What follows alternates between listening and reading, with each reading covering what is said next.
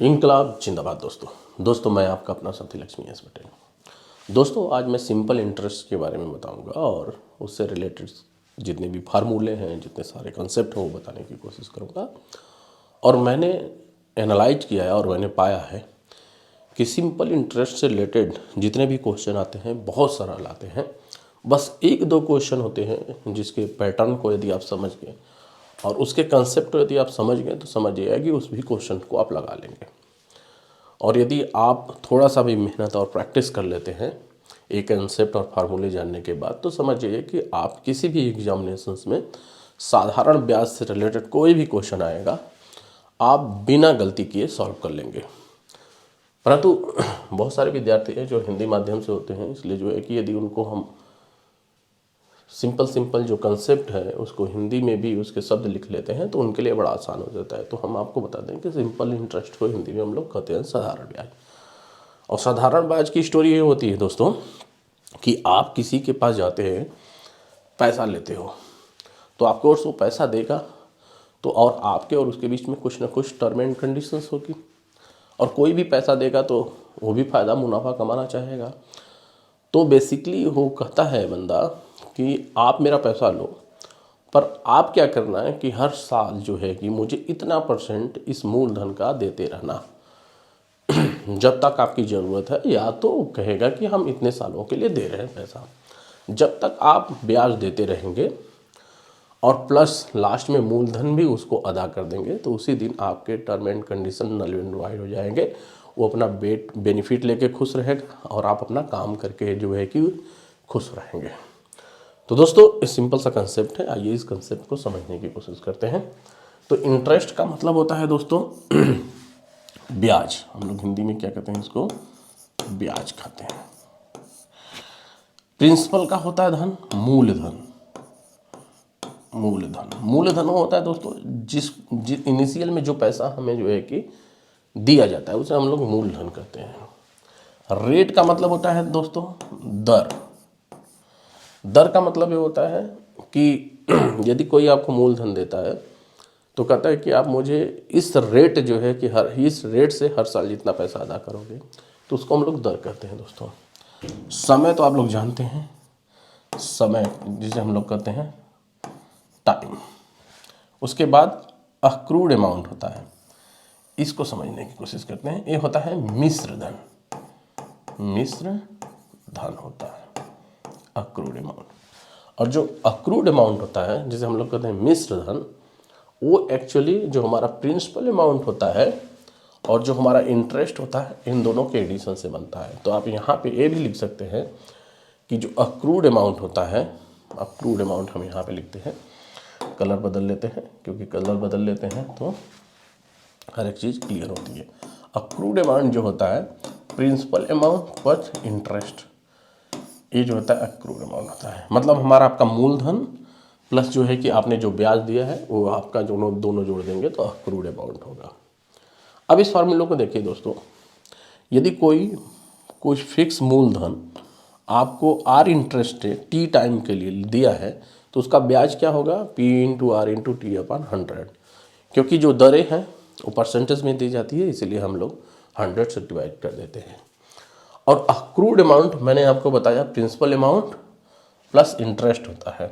तो आप जब इसको जो है कि ओपन करेंगे, जब आप इसको इस फार्मूले को देखेंगे आप, तो हम इसको थोड़ा सा और अच्छे तरीके से लिखते हैं, इस फार्मूले को डिराइव करने की कोशिश करते हैं। तो हमने बताया कि A क्या होता है, P+I होता है, और I क्या होता है, P/R/T/100 होता है। तो P+P/R/T/100 होता है। यदि आप P को कॉमन ले लेंगे तो क्या बचेगा, 1R/T/100 बचेगा दोस्तों। और यही आपका ये फार्मूला सेकेंड वाला बनता है। तो ये आपका फार्मूला बनता है अक्रूड अमाउंट का, जिसे हम लोग क्या कहते हैं, मिश्र धन कहते हैं। अब आइए दोस्तों हम समझने की कोशिश करते हैं कि साधारण ब्याज से कितने प्रकार के क्वेश्चन आते हैं। तो साधारण ब्याज से आप देखें दोस्तों, सारे कितने भी आप किताबें जो खंगाल के देखिए, बहुत सारे एग्जामिनेशन के पैटर्न को खंगाल के देखिए, बेसिकली 4 ही प्रकार के क्वेश्चन आते हैं दोस्तों। पहला होता है डायरेक्ट फार्मूला बेस, मतलब कि एक क्वेश्चन दे दिया जाएगा, सारे उसमें जो है कि रेट दे दिया जाएगा, प्रिंसिपल दे दिया जाएगा, फिर टाइम दे दिया जाएगा, आपको पूछ दिया जाएगा कि इंटरेस्ट उसका कितना है, या आपको आई दे दिया जाएगा, पी दे दिया जाएगा, उसके बाद आर दे दिया जाएगा, पूछा जाएगा टाइम क्या है। एक डायरेक्ट बेस फार्मूला होता है, उसमें थोड़े बहुत मैनिपुलेशन होते हैं डायरेक्टली और इनडायरेक्टली। दूसरा जो पैटर्न होता है एनुअल इंस्टॉलमेंट का।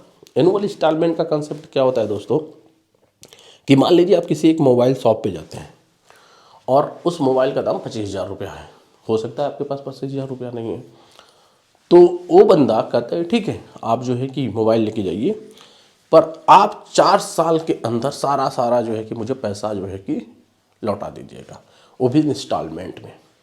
तो जब 25,000 का जो आपको मोबाइल दिया इंस्टॉलमेंट में वो चुकाने की बात करेगा, तो इसका मतलब है कि यदि आप कुछ अमाउंट हर साल जो है कि अदा करेंगे, तो आप जो अमाउंट है वो भी कम हो जाएगी, और आप 4 बार में या 5 बार में जो भी आपके उनके बीच में टर्म एंड कंडीशन होगा उसके अकॉर्डिंगली आप चुकाएंगे, तो आपके लिए भी थोड़ा रियायत हो जाएगा और उस बंदे के लिए भी अपना बिजनेस हो जाएगा। परंतु इसके कंसेप्ट को हमें समझने की ज़रूरत है, और यदि इसके कंसेप्ट को समझ जाएंगे तो आप ऐसे भी पैटर्न के सारे सवाल लगा लेंगे। और जनरली मैंने ये देखा है दोस्तों कि जो इंस्टॉलमेंट वाले क्वेश्चन हैं अक्सर एग्जाम में आते हैं, बाकी क्वेश्चंस जो है कि भी आते हैं, बट एनुअल इंस्टॉलमेंट या मंथली इंस्टॉलमेंट वाले भी क्वेश्चन जो है कि ऑलमोस्ट हर एग्जाम में आते हैं, पर लड़के गलती यही करते हैं। बाकी इसके अदर जो भी क्वेश्चन के पैटर्न है बहुत ईजी है, डायरेक्टली या इनडायरेक्टली आप कर लीजिए, क्वेश्चन बेस होता है। तीसरा क्वेश्चन का पैटर्न क्या होता है दोस्तों कि आपको जो है कि एक मूलधन दे दिया जाएगा और पूछा जाएगा कि इसके जो है कि कुछ पार्ट पे X% के रेट से जो है कि दरें लगाई गई, और उसके मतलब जो मूलधन है उसके Y पार्ट पे G% के दरें लगाई गई, और हमें जो है कि टोटल बेनिफिट ये हुआ या टोटल जो है कि आपका लीजिए डिफिसिट या घाटा ये हुआ, तो आप बताइए कि इसके मूलधन क्या है। इस प्रकार इनडायरेक्टली डायरेक्ट, मतलब कि मूलधन के जो है कि 2 कंपोनेंट पे डिफरेंट रेट से ब्याज लगाने का जो है कि क्वेश्चन का एक पैटर्न होता है। चौथा पैटर्न होता है कि आपको कहा जाएगा कि एक मूलधन है, उस पे कुछ रेट लगाई गई है, और रेट बाद में डेल्टा एक्स चेंज हो गई, मतलब रेट को बढ़ा दिया गया, रेट को घटा दिया गया, और रेट को बढ़ाया गया तो हमें इतना रुपया एडिशनल फ़ायदा हुआ या इतना रुपये का घाटा हुआ। तो आप बताइए कि मूलधन क्या है, या और भी चीज़ टाइमें क्या है, डिपेंड अपॉन कि क्वेश्चन का तरीका क्या है। तो डायरेक्टली आपको ये 4 प्रकार के क्वेश्चन पूछे जाएंगे, और चारों प्रकार में सारे जो है कि तीनों जो प्रकार इसके हैं सब फार्मूले बेस हैं। बस एक जो क्वेश्चंस आप देखेंगे, देखिए ए और ए आप सब फार्मूले बेस हैं। बस जो क्वेश्चन होता है एनुअल इंस्टॉलमेंट वाला, ये भी बहुत आसान होता है, पर हमें इसके कंसेप्ट को समझने की ज़रूरत है। यदि हम इसके कंसेप्ट को समझ गए दोस्तों, तो समझ जाइए कि हमारी सारी प्रॉब्लम दूर हो जाएगी। तो हम इसको यहाँ पे सॉल्व करने की कोशिश करते हैं कि वास्तव में इसका कंसेप्ट क्या है। तो हम यहाँ पे एक बार लाइन लगा देते हैं ताकि सेपरेट रहे हर एक चीज़, और यहाँ पे हम जो है एनुअल इंस्टॉलमेंट का जो है कि फार्मूला डिराइव करते हैं। तो आइए हम समझने की कोशिश करते हैं कि एनुअल इंस्टॉलमेंट है क्या चीज़।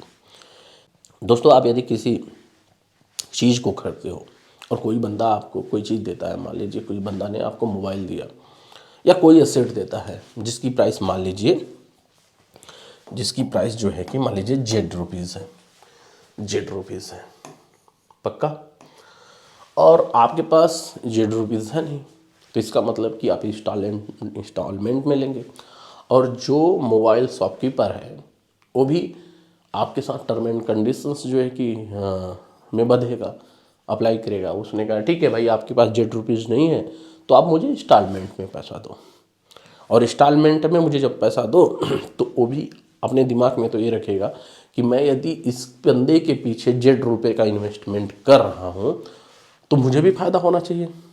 तो आप ऐसे समझिए कि कोई भी बंदा Z रुपीज़ का इन्वेस्टमेंट कर रहा है आपको देने की, उसके अंदर और देने की मतलब आपको देने की कोशिश कर रहा है, तो सिंपल सा सोचिए कि मान लीजिए ये बंदा एन ईयर के लिए आपको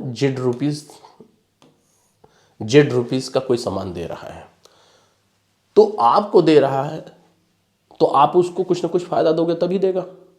सिमिलरली यदि वो आपको नहीं देगा तो आप सोचिए कि यदि वो जेड रुपीस को जो सामान खरीद के व्यापार कर रहा है उतने ही रुपए को बैंक में रखता तो उसको कुछ ना कुछ ब्याज मिलता कि नहीं मिलता। तो मान लीजिए यही बंदा यदि इसी जेड रुपीस को बैंक में रखता, उसको ब्याज कितना मिलता, इंटरेस्ट कितना मिलता, P into R into T.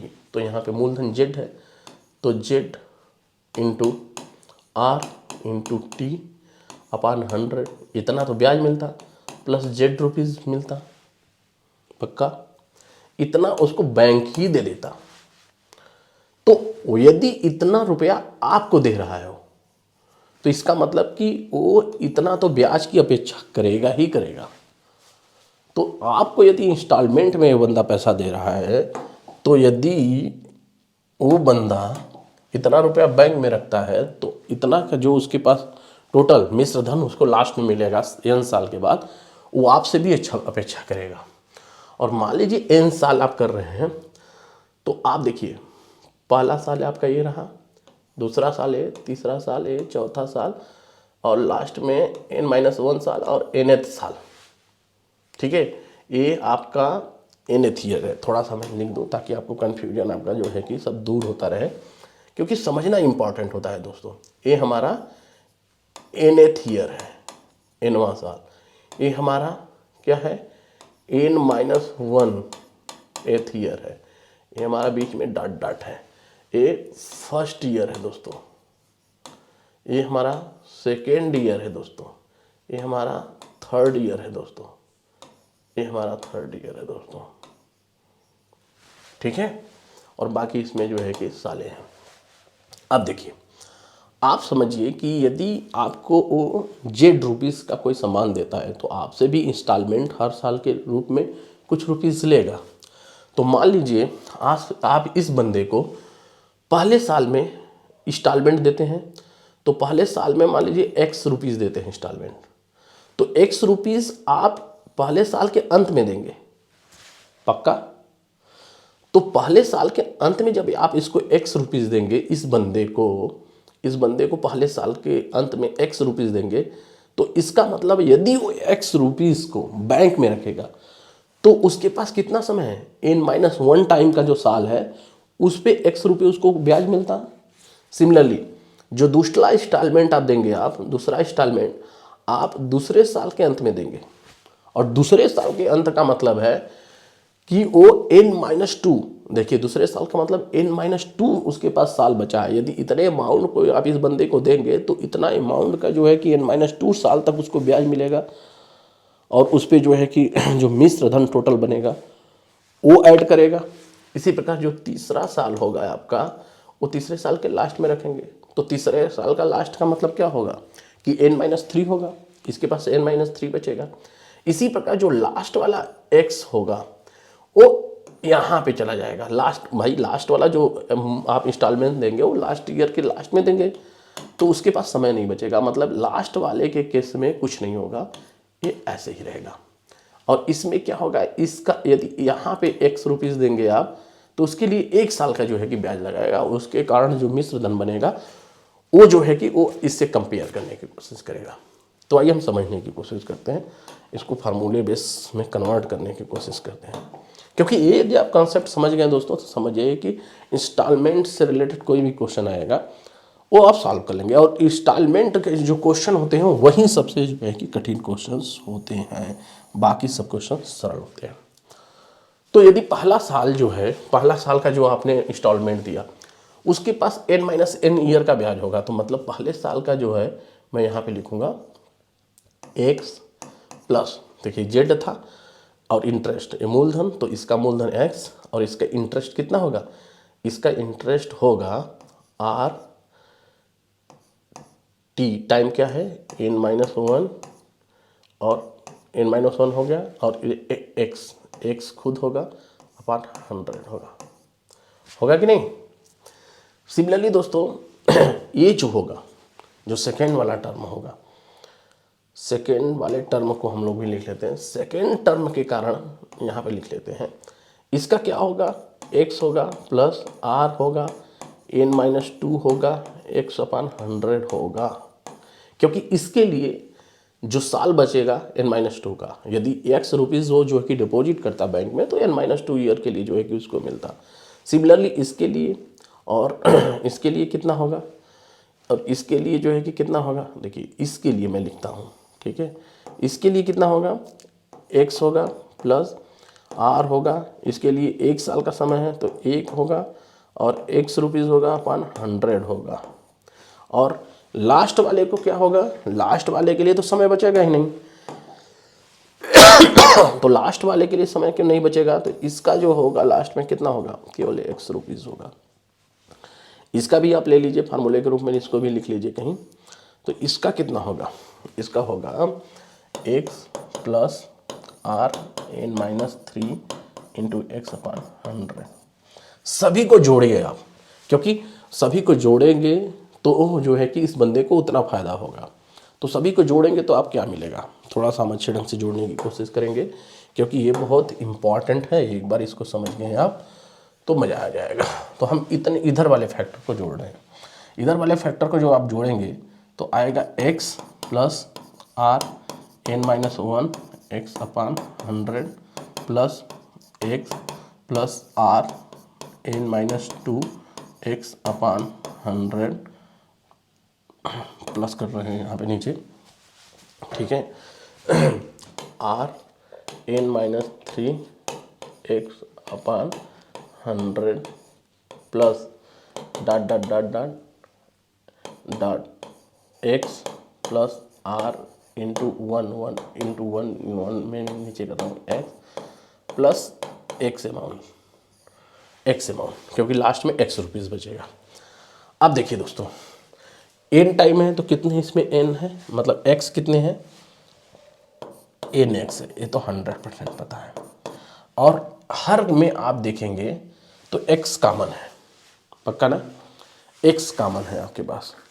और जब आप सबको जो है कि x/100 भी इवन कॉमन ले लीजिए आप, ठीक है। बाकी जगह क्या दोस्तों, देखिए यहाँ पे x तो आप इस सबको हटा लिए, उसके बाद जो है कि सब जगह जो है कि यहाँ से आप लिखेंगे तो आप इसको आप लिख लीजिए कि r100x आप हर जगह देखेंगे तो r/100 इंटू x और बाकी n-1 plus n-2 plus n-3 plus ऐसे ऐसे करते जाएंगे और ये 1 बचेगा यहाँ पे। देखिए दोस्तों बहुत मज़ेदार चीज़ है। ये क्या है, ये समेसन है 1 से लेकर n-1 वर्ड तक का समेसन है। इसको हम लोग लिख सकते हैं, या तो हम डायरेक्ट फार्मूला पे लिख सकते हैं n-1 प्लस n/2, या तो हम इसको जो है कि फैक्टोरियल फॉर्म में लिख सकते हैं। तो हम इसको लिख सकते हैं nx प्लस, यहाँ पे देखिए इसको r इंटू x/100, यहाँ पे इसको जो समेसन करेंगे तो n-1 n/100। आप इसको थोड़ा सा और सुंदरीकरण करके लिखेंगे तो होगा क्या, nx प्लस, इसको आप क्या लिख सकते हैं, इसको लिख सकते हैं nc2 आप लिख सकते हैं। तो यहाँ पे होगा rx nc2/100। ये देखिए दोस्तों, ये हमारा यहाँ पे आ गया।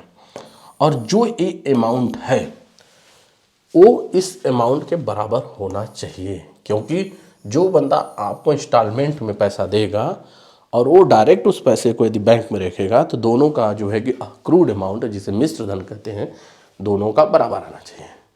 तो ऑफकोर्स ए में पैसा और ए पैसा बराबर होना चाहिए।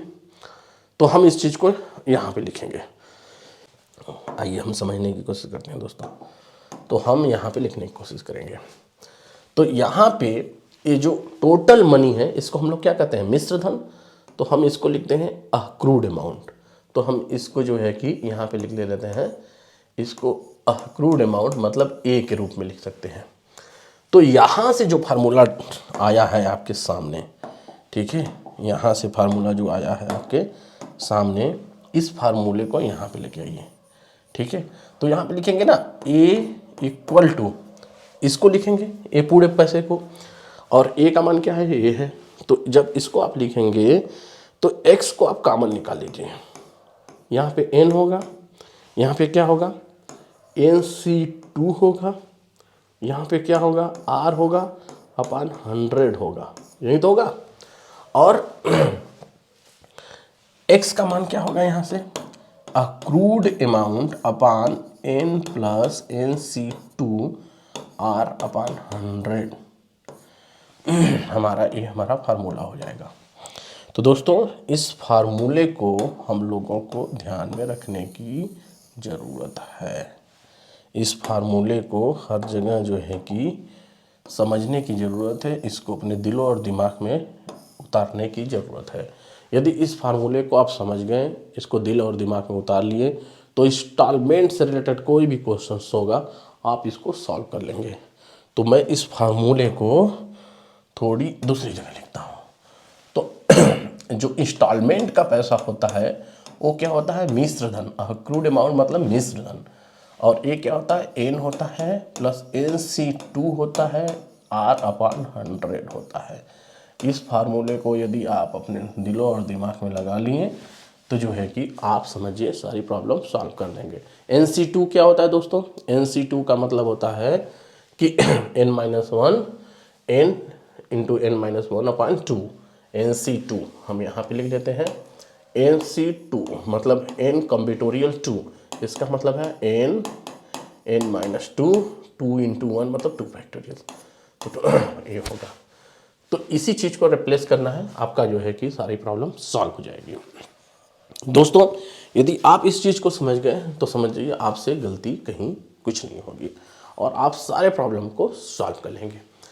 दोस्तों इस वीडियो के दूसरे पार्ट में हम इन चारों जो है कि क्वेश्चन से रिलेटेड जो है इस पैटर्न से रिलेटेड क्वेश्चन सॉल्व करेंगे ताकि आपको हर एक चीज़ क्लियर हो जाए। उसके बाद आप कई चीज़ों का प्रैक्टिस कीजिएगा, कई क्वेश्चनों के साथ आपको सारी पिक्चर्स जो है कि क्लियर हो जाएगी और आप एग्जामिनेशन में कोई गलती नहीं करेंगे। जय हिंद, जय भारत।